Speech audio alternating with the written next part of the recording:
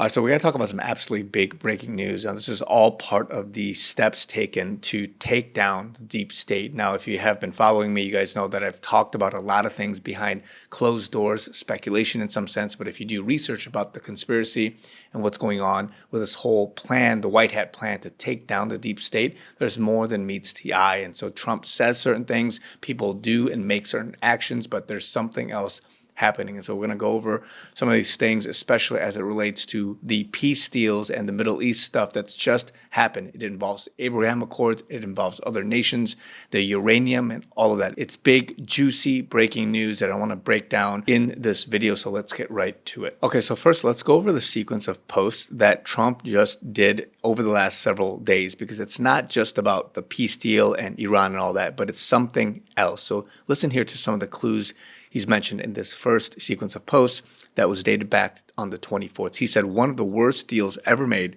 by our country was the Iran nuclear deal put forth and signed into existence by Barack Hussein Obama. Now, don't just look at this as, oh, he's just harping on the past presidents and all that stuff. Look at this from the perspective, as I've mentioned in some previous videos, of treason and taking down the deep state that has been embedded by Obama, Hillary, and many others, and how actually treasonous it is. And there are steps being taken to awaken the nation to come to terms with how bad this was. So he's targeting and saying this outright. So he says here, it was a direct path to Iran developing a nuclear weapon. Not so with the transaction currently being negotiated with Iran by the Trump administration, the exact opposite. In fact, the negotiations are proceeding in an orderly and constructive manner, and I've informed my representatives not to rush into a deal, and that time is on our side. And so I'm not going to read the whole thing, but he's also saying here our relationship with Iran is becoming a much more professional and productive one. And then here he's giving some clues about the Abraham Accords and also how Iran perhaps would like to join as well. Now, this is later in the day. This is all Eastern time, about 4 or 5 hours later. He mentioned this: if I make a deal with Iran, it will be a good and proper one, not like the one made by Obama, which gave Iran massive amounts of cash and a clear, open path to a nuclear weapon. Our deal is the exact opposite, but nobody has seen it or knows what it is. It isn't even fully negotiated yet, so don't listen to the losers who are critical about something they know nothing about, unlike those before me who would have solved this problem many years ago. I don't make bad deals. Now, he is responding to this whole massive campaign, and it's something that I've never seen before in some sense over the last 2 days. Now, there have been a lot of critics about Iran and all that, but in the last 2 days alone, and again, I can't even capture the amount of articles coming out against him, where the mainstream media is saying all sorts of stuff. Here, even with Republican criticism, it says AP News reporting Trump's emerging Iran deal draws some Republican criticism. And all of this, everywhere, New York Times, Senate Republicans cast doubt on a potential peace deal. More and more of these articles coming out saying even things like, what a disastrous mistake as Trump nears deal with Iran. CNN even saying here Trump's most puzzling Iran move yet is unlikely to work. And so there's so many of this. And then even Trump had to respond to this, saying, I laugh at all the Democrats, rhinos, and fools who know nothing about the potential deal I am making with Iran. Things haven't even been negotiated yet. Weak and ineffective people like failed Senator Tom Tillis and all these other people. And he's calling them out, and he's saying here the deal with Iran will either be a great and meaningful one, or there will be no deal. It will be the exact opposite of the JCPOA disaster negotiated by the failed Obama administration, which was a direct and open path to a nuclear weapon for Iran. No, I do not do deals like that. Now, look here again, he's mentioning Obama. He's mentioning this is an ultimatum. He's mentioning that people are having this whole campaign against them to call him out. And it's been very, very bad in the last few days.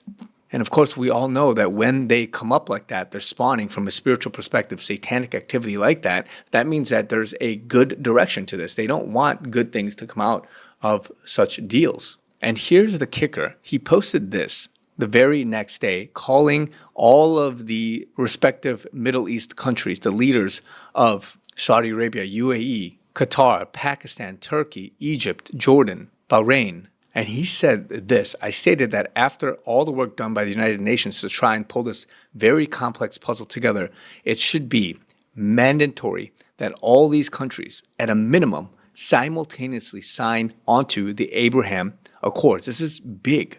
And remember, back in, I think, 2020, these countries, the UAE, Bahrain, Morocco, Sudan, and Kazakhstan have already signed on to the Abraham Accords, meaning that with Israel in the midst of all that, there would be lasting peace and negotiations for not going into conflict and war. And I covered it at some point, speaking on how big of a deal this was.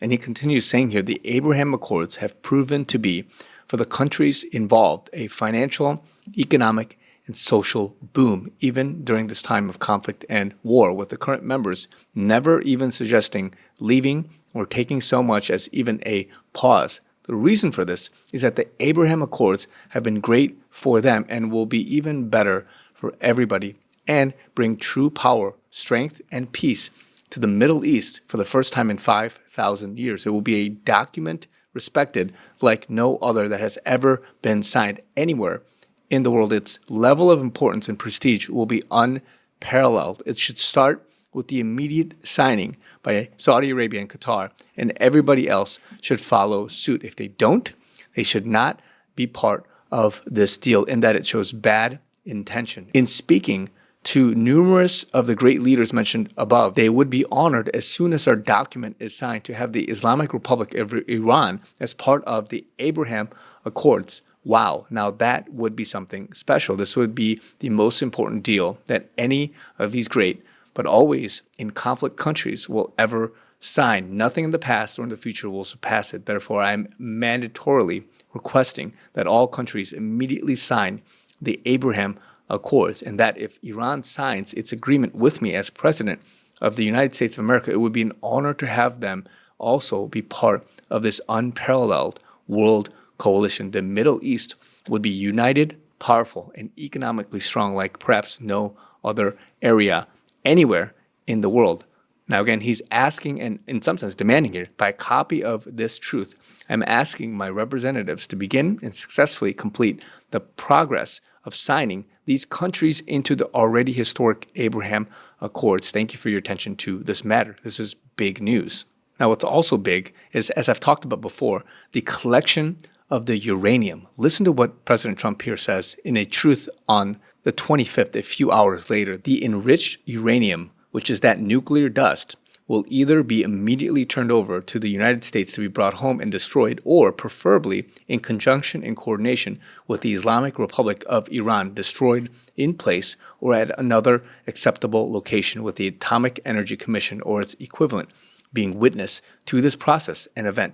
Thank you for your attention to this matter. Now, what's important here is that he's implying he needs to have witnesses to document and track where this nuclear dust is coming from. It's not about him taking it back home and using it or restoring it or whatever it is. But specifically, he said process and event, having the IAEA or this Nuclear Atomic Energy Commission, whoever, some equivalent, to come, document it, say to the world, this is where the isotopes, the tracing, all that, what mine came from, where it was processed, all of that can, again, as I've said before, and many others can concur, is that you can trace literally when, where, how uranium was made, who made it, what cave or what ground, what land it came from, all of that. And it will trace back to who gave it to them, who sold it to them. And this is big.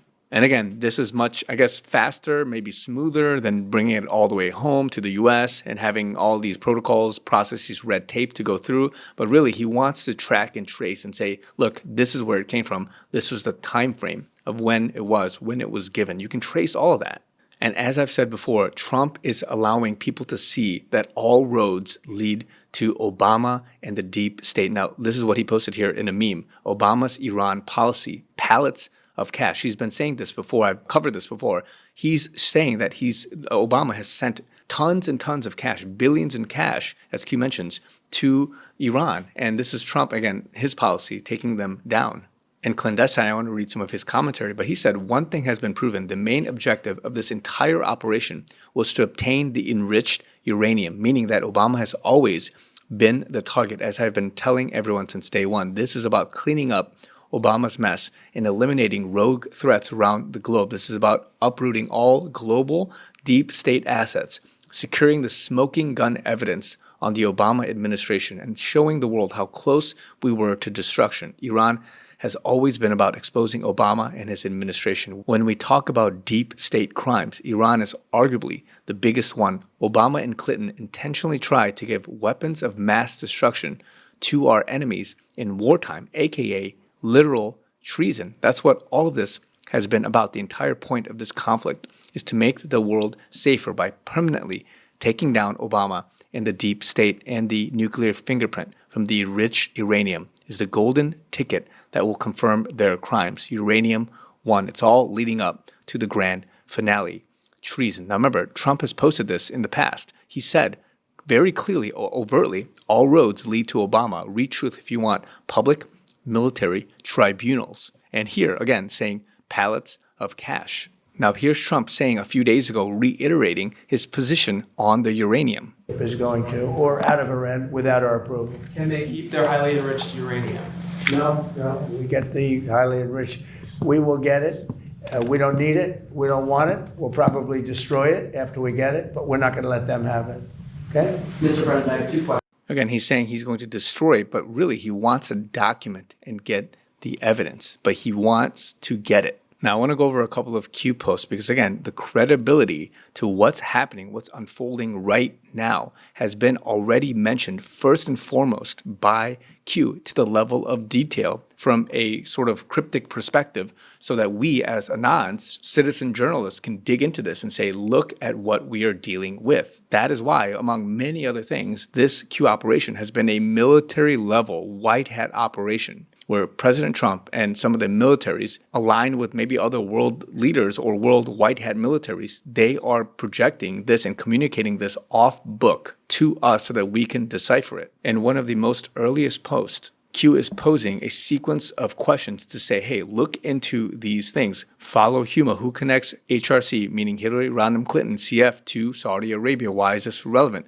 Who is the Muslim Brotherhood? And just going down and down to find cash laundering.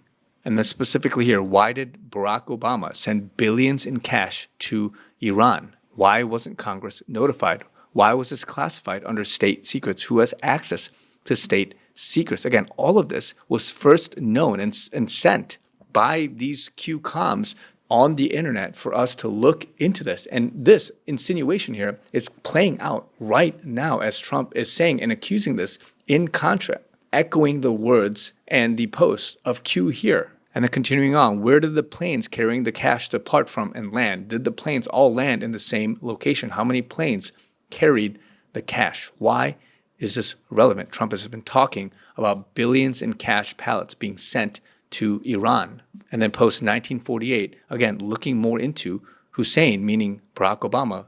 Why did he attend and go through all these things? Who paid Hussein to attend Harvard Law School? Who is Prince Al-Walid bin Talal, again, from Saudi Arabia? And then going down the post here, where were the pallets of cash divided? How many planes were used to transport? Who operated the planes? And so on and so forth in this post. Another post, define the terms of the Iran nuclear deal. Does the agreement define and confine cease and desist PRO to the Republic of Iran? What if Iran created a classified satellite nuclear facility in northern Syria? What if the program never ceased?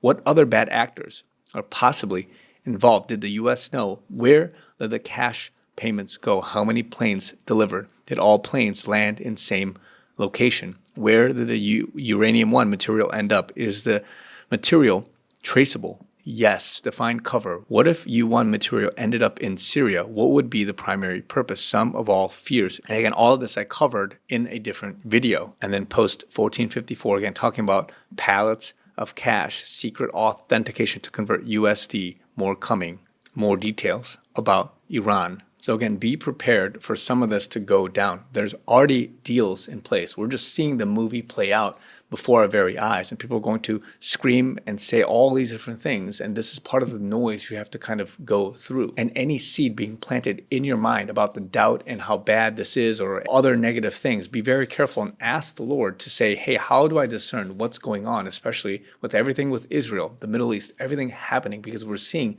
peace, we're seeing certain things, the dismantling of the deep state, and ultimately this will lead to Obama, many others, and how this whole thing, this treason unfolded and has played out. So more to come, guys. Just want to give you guys this quick update. A lot of things happening right now. And so let's see what happens over the next couple of days. It's fast moving. I'm trying my best to keep up, but there's a lot of things happening for me also behind the scenes. So more to come, guys. If you guys want to help me out and support me with my mission, my ministry, all the stuff happening behind the scenes, would love it. All the information is down below in the givesandgo.com link. Alternatively, PayPal, Zelle, Venmo, and would love your continued prayers. So love you guys. More to come.